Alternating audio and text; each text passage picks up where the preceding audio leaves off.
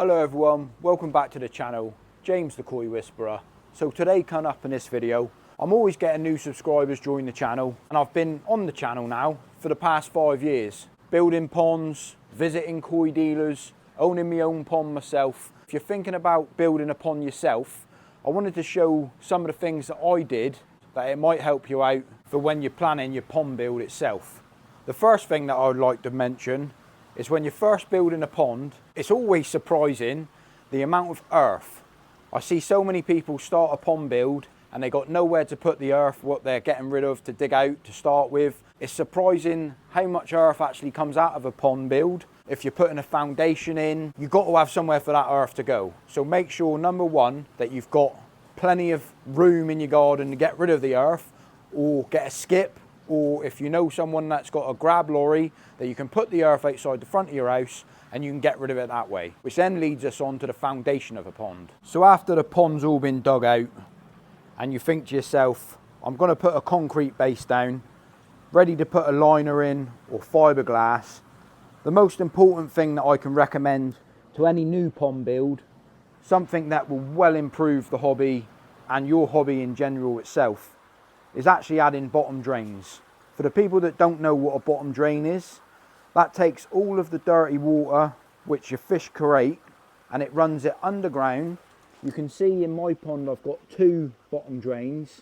It's the plug of the koi pond, which that will run 4-inch pipe work all the way underneath the foundation, and the only thing you get left to see is the actual bottom drain itself, which you can see it down there. And there's a couple of different bottom drains that you can get. You can get a spin drifter one, like what I'm using here.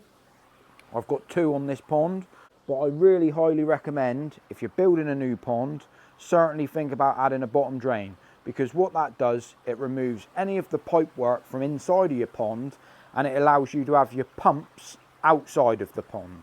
So that means that you can run everything on gravity instead of running it on a pump to the pond itself. And after you've got those bottom drains sat in place, your concrete base has all been done, then you start laying your blocks. You lay your blocks or your sleepers, build that up to a certain height, the depth of the pond what you want to achieve.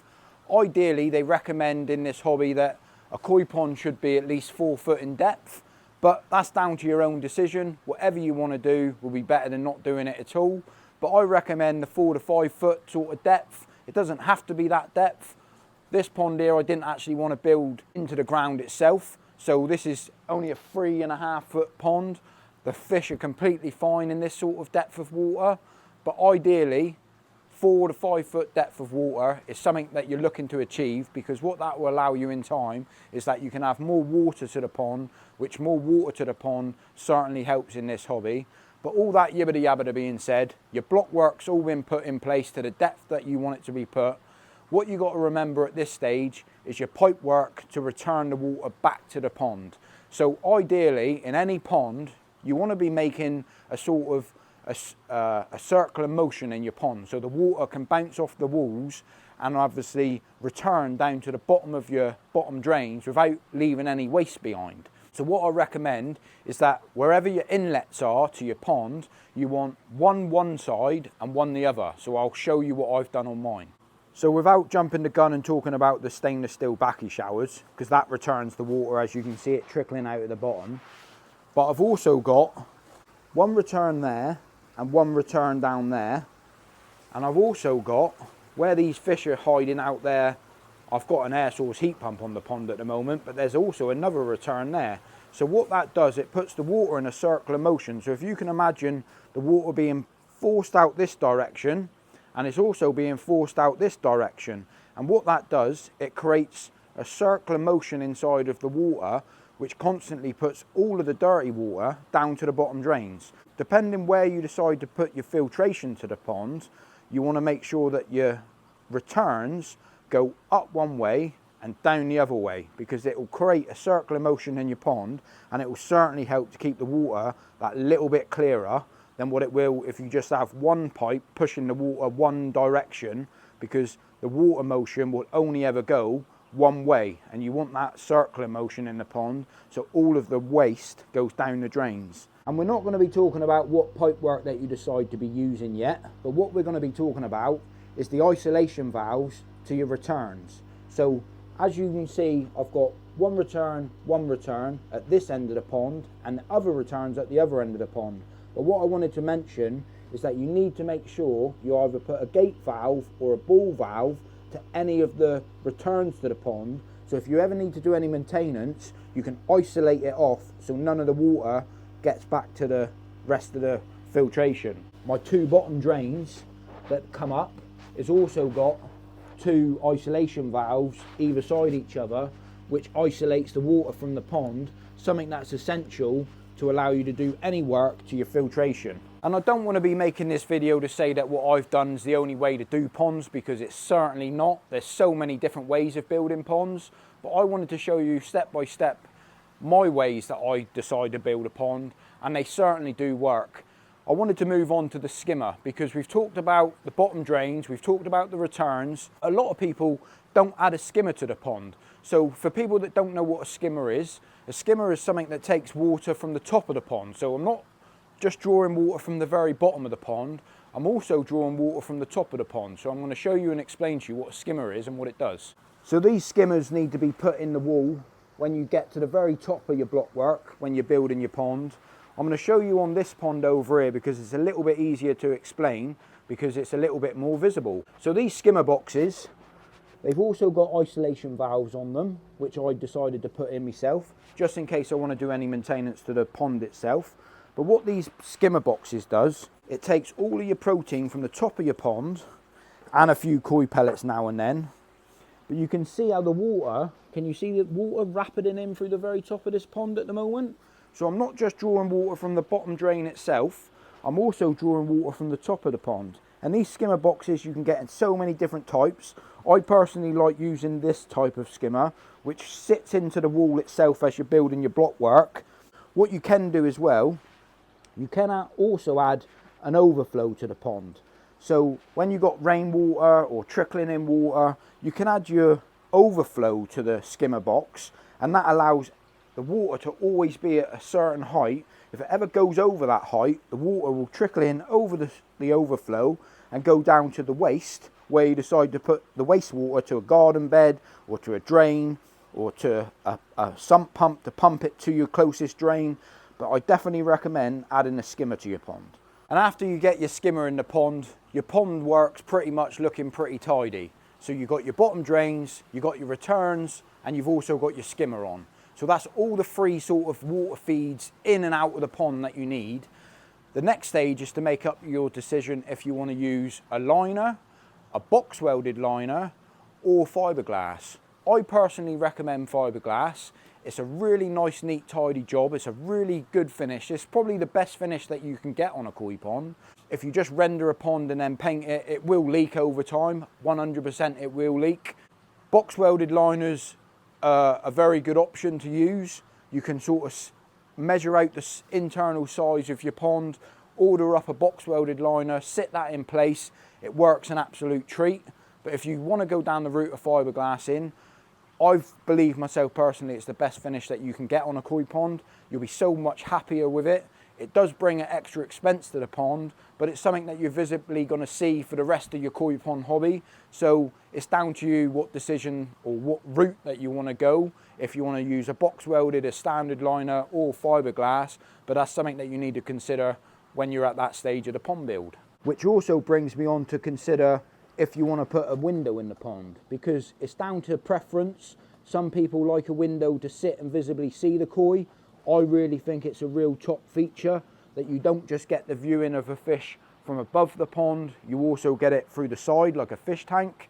And I think any size window putting into a pond, whether it's big or small, I think that it makes the hobby itself that little bit more interesting. Few advantages with having a window. You do get to see the fish on the side, so if there's any little knocks or sores or marks, you can certainly notice them a little bit quicker without getting the fish out than what it is just viewing from above. But I also understand and appreciate not everybody likes windows, and that's down to preference.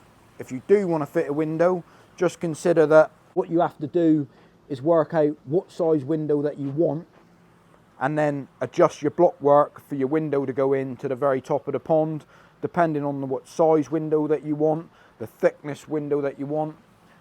A 5-foot window can easily cater for a piece of glass at 25mm thickness. What you've got to remember, there's a few things to remember with this. If you're having a box welded liner, if you're having fiberglass, you've just got to allow that you either need to cut the liner out and use some silicone, and it's surprising how much silicone that you actually use when you put a window in place, but it's all easily done. You can do it yourself, and if you're getting it fiberglass, you can just create a nice window out of your fiberglass without actually recessing into the blockwork. You can recess into the blockwork if you wish to, but you don't have to if you're using fiberglass. So after the fiberglassing's been done on your pond, and these stages take a lot longer than what it does me talking about these videos. It took me nearly 8 months to build this pond, and to be honest with you, I'm glad I took the time because I got it how I wanted to get it. One thing I recommend, don't rush into any pond build. Certainly think about what you want from it, what you want to achieve, and just do your planning and preparation as much as possible before you even start digging a pond. But that being said, I wanted to move on to the filtration, because the filtration behind having a pond is probably the most important thing, and a lot of people forget about the filtration, what's needed, and to be honest with you, how much room filtration actually takes up. So when I built this pond, I decided to put a shed on the end of it to hide all of my filtration. And with this pond, I decided to keep it open so I could explain to you guys how it works, what it is, what it does. And there's so many different types of filtration that take up different types of room. What works better than another, which is the best, well, that's down to your own decision, what you want to achieve and how much you want to spend really. But for the extra money that it cost to get it enclosed, get your filtration enclosed, it's definitely a benefit. I would certainly recommend anyone that is building a pond to have a filter house or a pump house or somewhere for your equipment to go so it's out of the elements, somewhere where you can keep it nice and tidy without it being an eyesore as well, because some people like to see their equipment, but some people like to shut a door on it and keep it all enclosed. So I'm going to take you inside of my filter house and show you some of the things that I did and some of the things that works on my filter house. So when I was building this pond, the back of the pond base was actually the back of my pond base of my filter house. I decided to put blocks on the back and then put blocks all the way on the very back here. I put a foundation base on the floor. As simple as just putting a bit of 4x2s up, bit of OSB board, and creating a shed for all of my equipment to go, because else all of this equipment that you see in front of you now would actually be open to the elements and it would be a bit of an eyesore. And some of this equipment I don't actually like getting wet, so being all enclosed certainly helps prolong the life of the equipment that I use. But talking of equipment, there's so many different types of filters that you can buy, and the filtration side of things is something that I'm not going to recommend to anybody, because it's down to your own opinion of what you want to do, what you want to achieve. Whether that be using a drum filter like I do, which is not maintenance free, but it's certainly a lot easier than cleaning your filters, getting cold hands in the winter months, because even in the winter months you still have to go out and maintain your pond. But you can either go down a Nexus route, you can go down DIY drum barrel route, which every single filter to a koi pond will work. It's down to what works it, it's the person behind the hobby that's running it. So if you have a barrel system, a DIY system, you set it up and you never ever clean it, that filtration will fail over time because it needs mechanical maintenance that you need to do yourself personally. Same as a drum filter. A drum filter will fail unless you physically maintain it, that you go out and you check on it, that you make sure that your float switches are in the right place. And unless you do all of these things, that it's the person behind the hobby that maintains any of the filtration. But there is so many different ways of filtering a pond. I believe myself personally that a lot of it comes down to the budget, because a lot of these filters can be expensive. For instance, the filtration that runs on this 550 gallon koi pond, that it's a combi drum filter. So what that means is that it needs two types of filtration. It needs mechanical and biological. So the drum filter itself is like a washing machine that triggers off and takes all of the dirty fish poo to waste right down into a waste tray or wherever you want that dirty water to go. And then the drum filter actually holds a biological stage. So this is where the mechanical work sort of goes through the drum filter, then it moves to the biological stage, and the biological stage is what keeps the water nice and healthy for your fish, which that's something that you'll learn over time. But what I was getting to, for the people that don't know, that you can buy these systems all in one, so you've got everything in one system, that you just add your pumps to the end of them, you draw water out of a drum filter, small little bits of maintenance to it to check that everything's running right, no blockages, and everything's singing and dancing. But these do retail around £2,600, which it does keep the water crystal clear at all times. But it is down to your own opinion what you want. You can use a Nexus filter, like I said, you can use a DIY homemade filter, you can use one of the old Cloverleaf filters, which is multi-bay filters. I do understand and appreciate that the budget to all of this stuff can certainly start adding up to your project or your pond build, and it can certainly add up to the price of the total hobby in general. But once you've got the items, they generally last you for a very, very long time. But it's down to you where you want to go, what you want to achieve, and how much you want to spend. And that also comes down to if you want to have backy showers on your pond. So these stainless steel backy showers, for the people that don't know, what they do, they put a feed of water to the very top tray, which down through the layers of this tray are full with biological media that polishes the water, that keeps all of the water nice and healthy for the fish to live in. So the biological stage removes your ammonia, your nitrate, your nitrite, which actually completes the nitrogen cycle for your fish to live in a nice healthy life. But it comes down to, a lot of people don't like to visibly see the shower filters on their pond, and you don't need to have a shower filter on your pond. But what a shower filter does as well, it also helps gas off the water itself. The water trickling down through also takes intake of oxygen to the pond, and I personally believe it puts a nice little feature on a pond, but it's down to preference if you like to visibly see on your pond. Some people decide to put them in a filter shed, but it's down to your own way if you want to do that route or not. You don't have to, but it does put another expense on if you do choose that route and you do want to add a shower filter. Some people like them, some people don't like the noise of them. Me, myself personally, these stainless steel shower filters, it puts a nice sort of soothing sound of water in my garden. I do like it. I prefer to have one on the pond than not, but like I said, it is down to your own opinion if you want to add one or not. And then I suppose it comes down to a roof on a pond. Do you need to have a roof on a pond? I have two options. So this pond has no roof and this pond has a roof. Well, the benefits of having a roof does a couple of things. You can add underneath light into a pond, so you can see the fish in the evenings when it starts getting dimpsy, and it does put a real nice effect on the pond. The only downsides to it is some people will say that fish need complete full sunlight, which I agree with. They do achieve better colours in full sun, but as long as your pond gets some sun during the day, having a roof on the pond also improves some elements of, you're not adding no rainwater to a pond. For the people that don't know in the hobby, rainwater has a pH value of 5.5, and if you have a real heavy influxation of rain in a koi pond, it can drop your pH and cause you to have a pH crash. If you've only got a smaller pond, if you get like a load of rain in a short period of time, it can play a bit of a problem with the pH. But that's not to say that this pond gets any problems. It just gives you a little bit of an advantage. I believe myself personally that you can keep the water levels a little bit more stable by having a roof, but it's not essential that you need to have a roof. And what it comes down to any pond build is that you got to get what you want.